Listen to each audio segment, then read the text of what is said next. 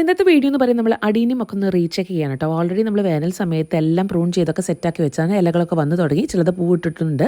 അപ്പോൾ നമ്മളിത് ഒരുപാട് നനയ്ക്കേണ്ട ആവശ്യമില്ല, ഡ്രൈ ആയിട്ടുള്ള മാത്രം നനച്ചാൽ മതി. പിന്നെ ചെക്ക് ചെയ്യേണ്ടത് നമ്മുടെ ഇലകളൊക്കെ, അതായത് പുല്ലൊക്കെ വന്നിട്ടുണ്ടോ എന്ന് ചെക്ക് ചെയ്യുക. പഴുത്ത ഇലകളൊക്കെ എടുത്ത് മാറ്റുക, അതൊക്കെ ഫംഗസ് വരാൻ ചാൻസ് ഉണ്ട്.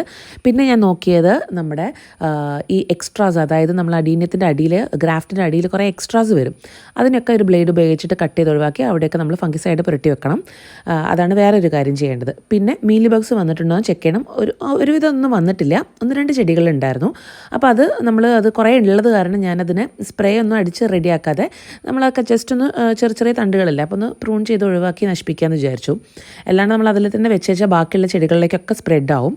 അപ്പം അല്ലെങ്കിൽ അതിനെ മൊത്തമായിട്ട് മാറ്റി വെച്ചിട്ട് ചെയ്യുക. സാഫ് പുരട്ടി വെക്കണം. ഞാൻ ഗ്ലൗസ് ഉപയോഗിച്ചിട്ടുണ്ടായിരുന്നില്ല, നിങ്ങൾ യൂസ് ചെയ്യുമ്പോൾ ഗ്ലൗസ് ഉപയോഗിച്ചിട്ട് ചെയ്യുക കേട്ടോ.